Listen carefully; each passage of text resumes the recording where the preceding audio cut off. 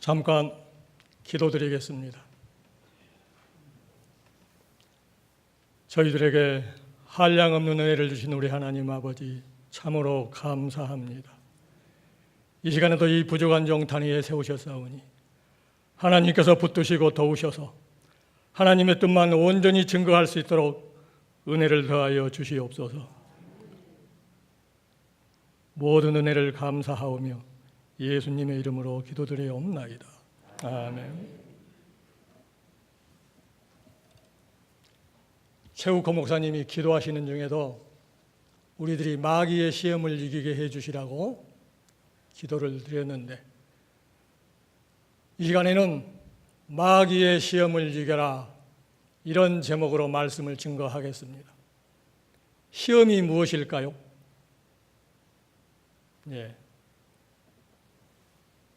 여러분이 차량을 운행하려면 무엇이 있어야 한가요? 그렇죠. 차가 있어야 하는데 운전면허가 있어야 차를 운행을 합니다. 그런데 운전면허를 어떻게 해서 갖게 됩니까? 그러지요. 시험을 봐서 그 시험에 통과를 해야 운전면허를 갖게 됩니다. 근데 제가 운전면허를 딸 때 보면요, 어떤 사람은 한 번에 필기시험부터 도로 주행까지 다 마치고 면허를 따는 분도 있는데, 어떤 분은 그 응시원서가 한 8번인가 10번인가 계속해서 떨어지면 다시 수입증지를 붙여서 면허를 따게 돼 있는 것 같은데, 그걸 다 붙이고도 못 따가지고 또다시 응시원서를 만들어서 이렇게 어렵게 면허를 따는 분도 있었습니다. 말씀드린 것처럼 시험이라는 것은 우리에게 닥치는 영육의 어려운 문제가 바로 시험입니다. 그러면 신앙에 있어서 시험은 어떤 것이 있을까요? 우리들의 신앙이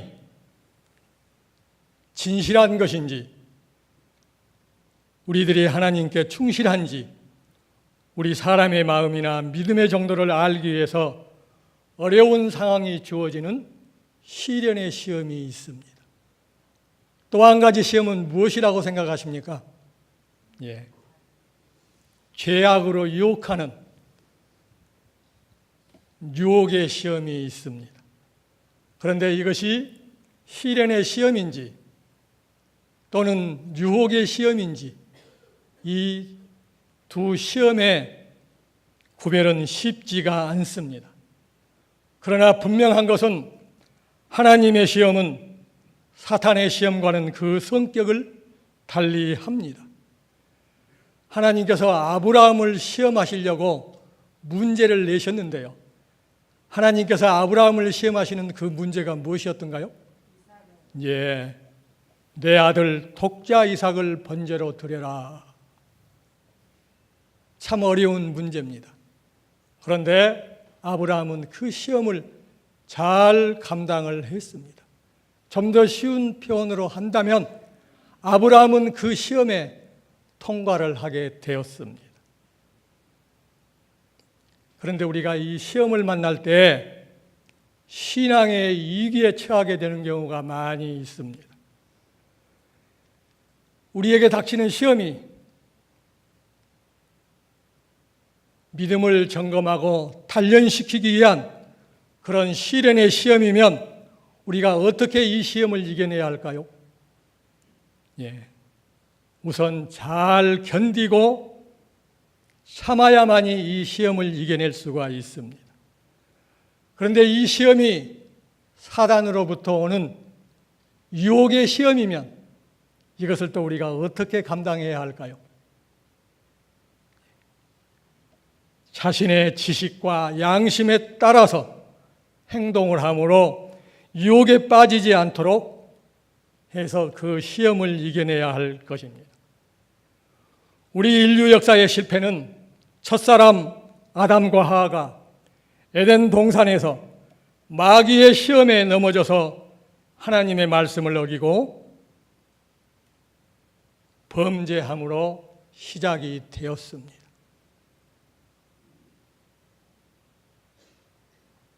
오늘날도 우리들이 마귀의 시험에 넘어지면 우리의 삶도 실패한 삶이 되고 말 것입니다. 그러나 우리 인류를 구원하실 메시아 예수 그리스도의 사역은 마귀의 시험을 이기심으로 시작이 되었습니다. 따라서 오늘 이 시간에는 먼저 말씀드린 대로 마귀의 시험을 이겨라, 이런 제목으로 예수님께서 마귀의 시험을 이기신 증거의 말씀으로 교훈을 받고자 합니다. 예수님께서도 공생애를 시작하시기 전에 마귀에게 시험을 받으셨는데 이 시험을 어떻게 이기셨을까요? 오늘 본문에 말씀한 대로 성령의 이끌림을 받아서 마귀의 시험을 감당하셨습니다. 마귀가 예수님을 첫 번째로 한 시험은 무슨 시험이었는가요?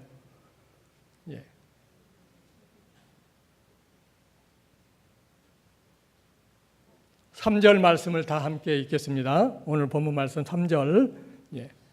시험하는 자가 예수께 나와서 가로되 네가 만일 하나님의 아들이라면 명하여 이 돌들이 떡덩이가 되게 하라. 그래서 마귀의 첫 번째 시험은 먹는 문제에 관한 시험이었습니다. 바로 떡 시험이라고도 할 수가 있는데요. 먹는 문제. 이 먹는 문제는 우리 사람이 사는 데 있어서 가장 기본적인 문제입니다. 사람은 먹을 양식을 위해서 일을 합니다. 또 먹을 양식 때문에 싸우기도 하고 전쟁도 합니다. 먹을 양식을 얻기 위해서 죄도 짓습니다. 그러기만 한가요? 다른 사람을 죽이기도 하고 그 먹을 양식 때문에 자기가 죽기도 합니다. 바로 마귀는 이 기본적인 문제를 가지고 예수님을 시험을 했습니다. 지금 예수님은 어떤 상태에 계신가요? 이제 40일을 밤낮으로 굶으셔서 지금 시장하신지라. 그래서 몹시 지금 시장한 상태인데 이 예수님에게 내가 만일 하나님의 아들이라면 이 돌들을 떡덩이가 되게 하라, 이렇게 시험을 합니다. 바로 돌을 떡덩이로 만들어서 그 떡을 먹으라는 말씀입니다. 이 첫 번째 사단의 시험에 대해서 예수님은 어떻게 대답을 하신가요? 4절을 또 함께 저랑 여러분이랑 읽겠습니다. 예수께서 대답하여 가라사대 기록되었으되 사람이 떡으로만 살 것이 아니요 하나님의 입으로 나오는 모든 말씀으로 살 것이라. 오늘 본문에서 예수님은 3번이나 기록되었으되 이렇게 말하면서 어떤 것도 사용하지 않고 오직 기록된 구약 성경만을 이용해서 대답을 하십니다.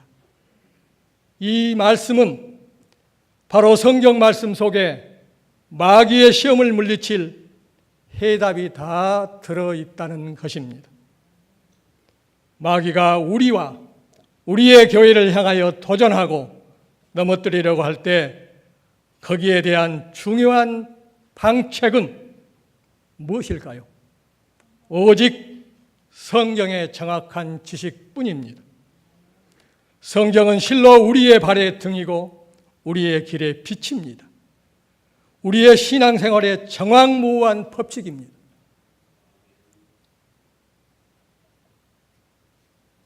특히 성경은 우리가 마귀의 시험을 받을 때 시험을 물리칠 수 있는 근본적인 무기인 것입니다.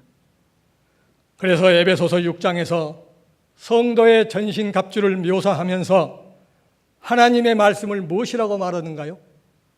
성령의 검, 이렇게 말합니다. 그래서 성경은 기록된 하나님의 말씀으로 이 말씀은 마귀의 온갖 시험에 대한 정확한 대답이고 완벽한 해결책입니다. 이것이 바로 우리가 성경을 읽어야 할 또 하나의 분명한 이유인 것입니다. 예수님께서는 마귀가 시험한 말대로 돌들을 떡덩이가 되게 하실 수 있는 능력을 가지셨습니다. 예수님이 돌들을 떡덩이로 할 수 있는 것은 얼마나 쉬운 일일까요? 우리가 쉬운 일을 말할 때 뭐라고 말합니까? 누워서 떡 먹기다. 또 다른 말도 있습니다. 식은 죽 먹기다. 예수님은 이렇게 쉬운 일이지만은 그러나 마귀의 말에 예수님은 그대로 귀를 기울일 필요가 없었습니다. 마귀의 말대로 행동하실 아무런 이유가 없었던 것입니다. 그렇다면 우리도 예수님처럼 마귀의 말에 귀를 기울일 필요가 없는 것입니다. 그런데 우리는 자꾸만 마귀의 말에 귀를 기울이고 그렇게 해서 우리가 넘어지기도 합니다. 그런데 보다 근본적인 문제는 어디에 있었을까요? 이 먹는 문제가 우리 인간의 진정한 삶에 있어서 본질적인 문제가 아닌다는 데 있는 것입니다. 여러분, 떡이 없으면 요즘 성경은 빵이라고 번역을 하니까 빵이 없으면 바로 먹지 못하면 우리는 어떻게 될까요? 여러분, 먹지 못하면 우리는 다 죽습니다. 그래서 우리는 빵이 필요하고 떡이 필요하고 밥이 필요합니다. 그런데 이것이 없으면 우리는 죽게 되는데 우리 사람은 무엇과 무엇으로 구성이 되어 있는가요? 그렇지요. 영과 유, 몸과 영, 몸과 영혼 이렇게 구성이 되어 있습니다. 그러면 우리가 빵을 먹지 못할 때, 떡을 먹지 못할 때 우리의 무엇이 죽게 될까요? 우리의 영이 죽는 게 아니고 우리의 몸만 죽게 되는 것입니다. 그래서 예수님이 육신만 죽일 수 있는 사람을 두려워하지 말고 육신과 영혼을 함께 지옥에 멸할 수 있는 하나님을 두려워하라. 그렇게 말씀을 하셨습니다. 우리가 세상에서 핍박을 받고 가난하고 궁핍해서 먹을 것이 없다면 우리가 죽을 수 있지만 그때는 우리의 무엇만 죽는가요? 우리의 몸만 죽습니다. 그렇지만 이 세상의 많은 사람들은 외적인 것, 물질적인 것에 가장 큰 가치를 두고 살고 있습니다. 그래서 영적 생활을 시작할 수가 없는 것입니다. 이것이 주님께서 부자가 천국에 들어가기가 심히 어렵다고 말씀하신 이유입니다. 이것이 돈을 사랑함이 일만하게 뿌리가 되는 이유인 것입니다. 그래서 돈이 전부인 줄 아는 자는 결코 참된 신앙을 가질 수가 없습니다. 떡이나 빵이 없는 것은 단지 우리 육신의 생명을 해칠 뿐입니다. 그러나 우리에게 정작 중요한 것은 무엇인가요? 우리 사람에게 보다 중요한 것은 우리들의 영입니다. 우리들의 영혼이 중요한 것입니다. 우리들의 영의 범죄로 우리 사람이 죽었었고 영의 순종으로 인간 속에 새 생명이 시작이 된 것입니다. 이처럼 마귀가 예수님을 시험한 첫 번째 시험은 떡 문제인데 여기에 대해서 예수님이 어떻게 대답을 하셨던가요? 사람이 떡으로만 살아서는 안 되고 하나님의 모든 말씀으로 살아야 한다. 이렇게 말씀을 하셨습니다. 이제는 저와 여러분이 떡으로 살려고 하지 말고 물질과 돈으로 살려고 하지 말고 하나님의 모든 말씀으로 살아가기를 힘쓰는 우리 모두가 되시기를 빌고 원합니다. 이제 사단이 예수님을 시험하는 두 번째 문제는 어떤 시험인가요? 여러분, 순서지의 두 번째 대지 함께 읽으실까요? 하나님을 시험하는 기적주의 시험. 오늘 본문 말씀 6절을 다 함께 읽겠습니다.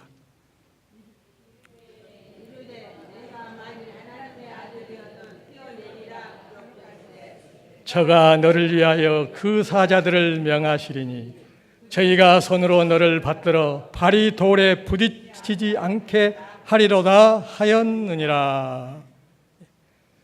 두 번째 시험은 예수님을 예루살렘 성전 꼭대기에 세우고 이번에는 성경을 인용하면서 성전 꼭대기에서 뛰어내리라고 시험을 합니다.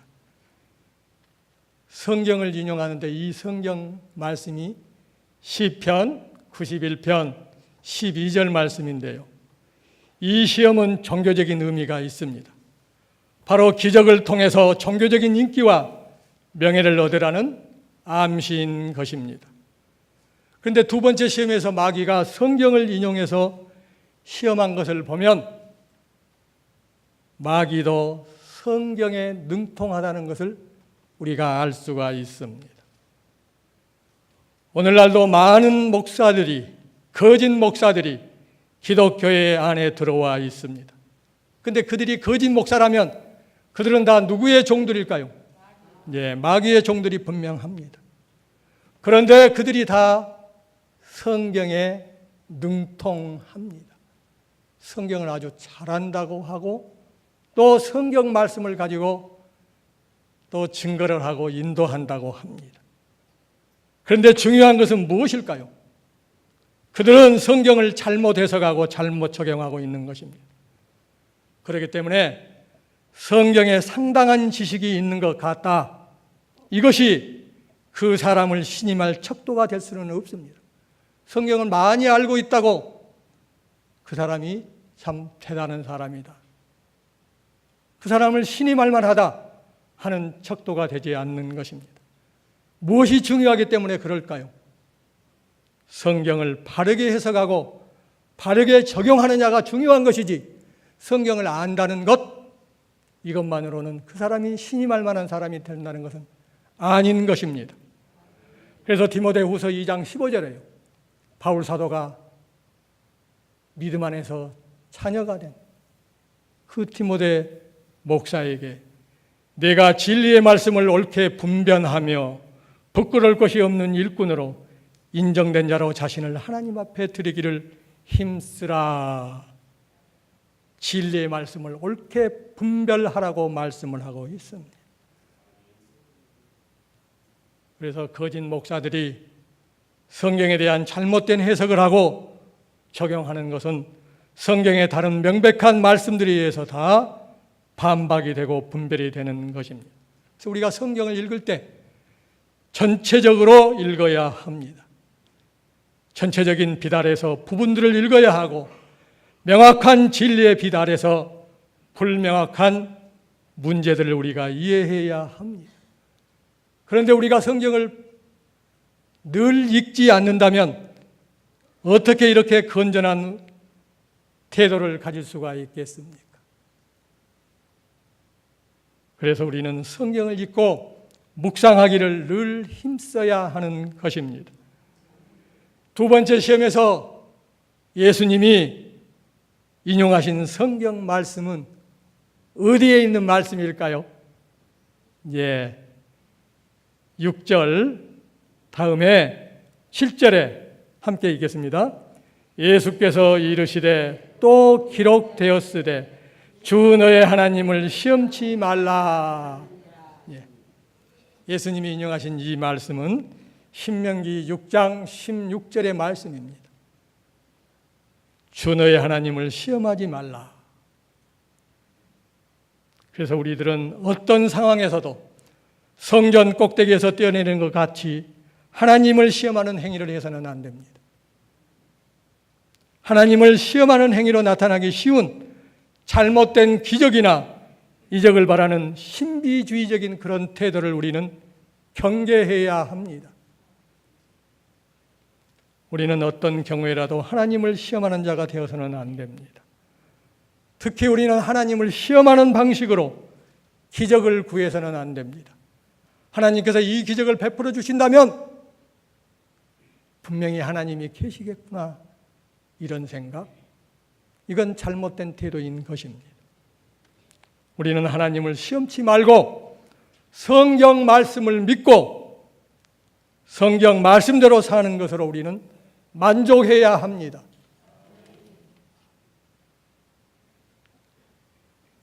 그래서 우리들의 올바른 믿음의 태도는요, 우리 사람이 할 수 있는 것을 성실히 하는 데 있습니다.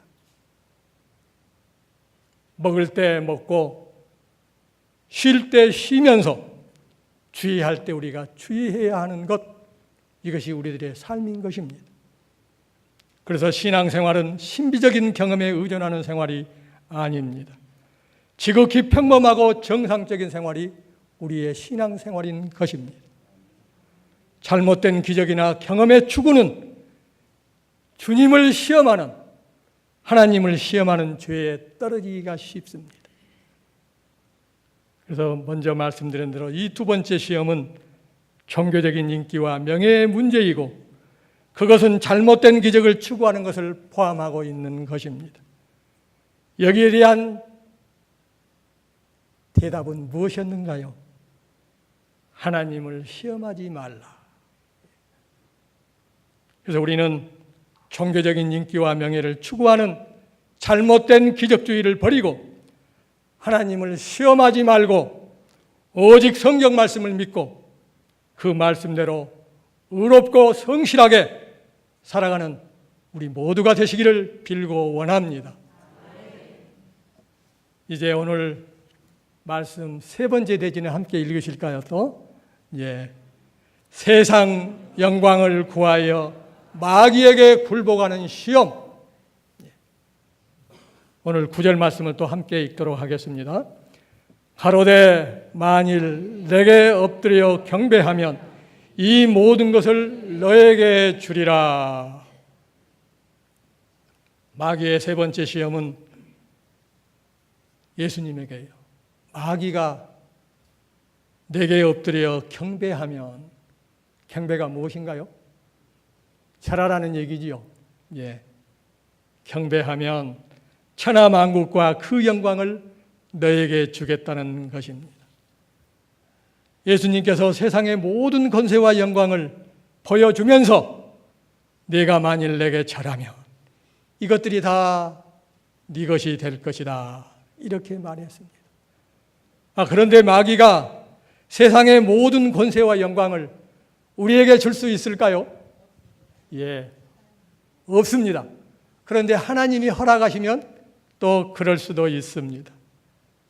그래서 마귀는 세상의 모든 권세와 영광을 미끼로 자신에게 절하라고 우리들에게도 미혹을 합니다. 그리고 이 수법은 오늘날까지 많은 사람들에게 사용되는 마귀의 전형적인 수법입니다. 우리를 넘어뜨리려고 마귀가 전형적으로 사용하고 있는 수법이 내게 절하면 이것들이 다 네 것이 될 것이라. 세상의 모든 권세와 영광이 다 네 것이 될 것이다. 곧 마귀를 섬기면 세상의 모든 권세와 영광을 너에게 줄 것이다. 그래서 세상을 얻으려는 사람은 이 시험에 넘어져서 하나님 대신 무엇을 섬기게 될까요? 하나님 대신 마귀를 섬기게 됩니다. 이 사단이 하나님이 주신 능력 아래서 천하 만국의 영광을 줄 수도 있습니다. 그래서 고린도 후서에서요, 그 사단 마귀를 뭐라고 말합니까? 고린도서 4장 4절에 이 세상의 신이라 이렇게 말합니다. 또 에베소서 2장 2절에서는요, 그 사단 마귀를 공중의 권세 잡은 자라 이렇게 말하고 있습니다. 그런데 비록 사탄에게 이런 권한이 주어졌다 할지라도 천하 만국과 그 영광이 도대체 얼마나 가치가 있을까요? 또 언제까지 영광스러운 것일까요?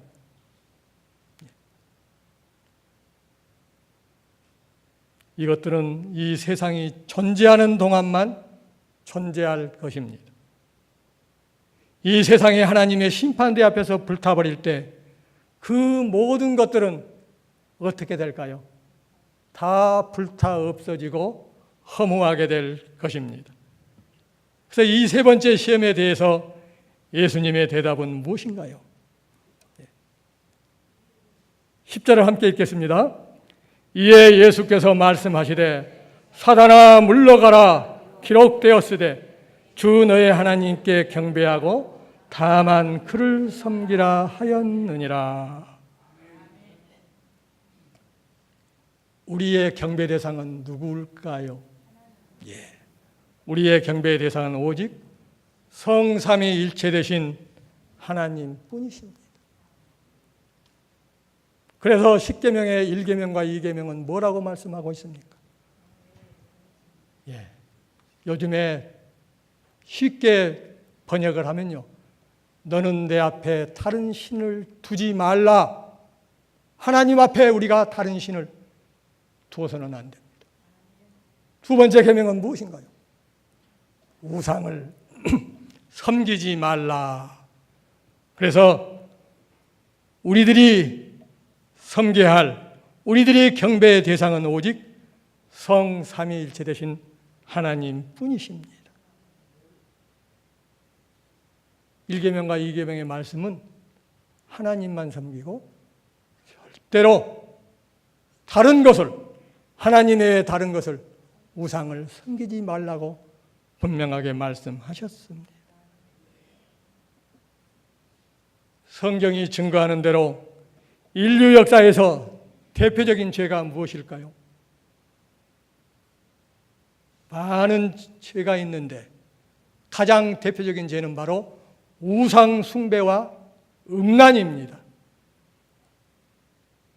첫 번째는 당연히 우상 숭배겠지요. 우상 숭배는 하나님이 아닌 것을 하나님으로 섬기는 것입니다. 오늘날 우리도 하나님이 아닌 것인데 다른 것들을 하나님처럼 더 사랑하고 더 섬기는 그런 오늘날 현대적인 우상 숭배에 빠져 있다고 우리가 인정할 수밖에 없는 그런 생활을 하고 있기도 합니다. 그래서 이 우상 숭배는 인생의 근본적인 죄들 중에 하나인 것입니다. 그러나 우리는 어떻게 해야 될까요? 우리는 어떤 환경과 조건 아래서도 마귀를 섬겨서는 안 됩니다. 마귀를 섬길 수는 없습니다. 그래서 예수님께서 우리들이 하나님과 재물을 겸하여 사랑할 수 없다, 그렇게 말씀을 하셨습니다. 우리가 재물을 사랑한다면 그때는 어떻게 된가요? 하나님보다 더 재물을 사랑하고 바로 하나님이 아닌 것을 우리가 사랑하는 우상 숭배에 빠지게 되는 것입니다. 그래서 요한 사도가 성도가 하나님과 세상을 겸하여 사랑할 수 없다, 이렇게 분명하게 말하고 세상을 사랑하는 자는 하나님을 사랑하지 않는 자라고 말하고 있습니다. 지금 우리들 마음속에 세상을 사랑하는 마음이 가득하다면 우리는 지금 하나님을 사랑하지 않는 사람인 것이 분명할 것입니다.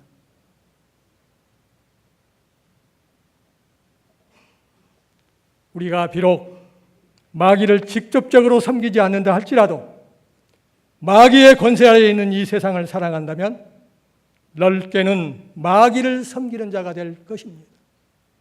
우리가 이 세상을 사랑한다면 결국 누구를 섬기는 것이 되는 것인가요? 마귀를 섬기는 자가 되는 것입니다. 우리 인생의 참 본분은 무엇일까요? 예, 우리 인생의 참 본분은 하나님을 바로 알아야 합니다. 하나님을 두려워해야 합니다. 하나님이 우리에게 공포감을 주는 무서운 분이시라가 아니시라. 그 하나님만이 우리의 모든 것을 다 주장하시고 주권적으로 섭리하시는 그 하나님이신 줄 알고, 우리가 잘못된 길을 가고 죄악된 길을 살고 죄악된 길을 가고 죄악된 삶을 산다면 하나님께서 내버려 두지 않으시고 분명히 벌하실 것이라는 생각을 가져야 하는 것입니다. 하나님을 두려워할 줄 알아야 합니다. 그런데 어떤 우리 교회 성도님이 한번 그러시는데요, 요즘 사람들은 하나님 무서운 줄을 모르더라 이렇게 말씀을 하시대요. 어쩌면 우리도 그런 줄 모르겠습니다.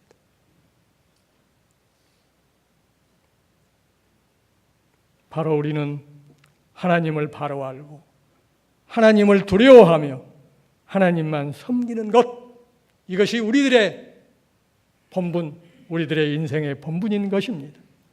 그래서 우리는 어떤 상황을 만나든지 어떤 조건을 아래서도 마귀에게 굴복하지 말고 하나님만 높이고 섬기고 하나님만 영화롭게 해야 합니다. 그래서 세 번째 시험은 세상 권세와 영광의 문제인데요, 이것은 사단에게 굴복하고 절하는 것을 포함하고 있습니다. 이 세 번째 시험에 대한 대답은 무엇인가요? 우리가 하나님만 섬겨야 한다는 것입니다. 우리들 마음속에 들어있는 하나님보다 더 사랑하고 더 중하게 여기고 그렇게 생각하는 것들이 있더라면 우리들 마음속에서 그런 것들을 다 제거해야 할 것입니다. 그래서 이제 우리는 세상 권세와 영광을 구하지 말고 오직 어디에 우리의 소망을 두어야 할까요? 하나님과 천국의 소망을 두고 하나님만 바르게 섬기는 우리들이 되어야 하겠습니다. 우리 성도님들, 우리들 모두가 오늘 이 시간 교훈의 말씀을 따라서 마귀의 시험을 물리치고 승리하는 그리스도인이 다 되시기를 간구를 드립니다. 다 같이 기도드리겠습니다.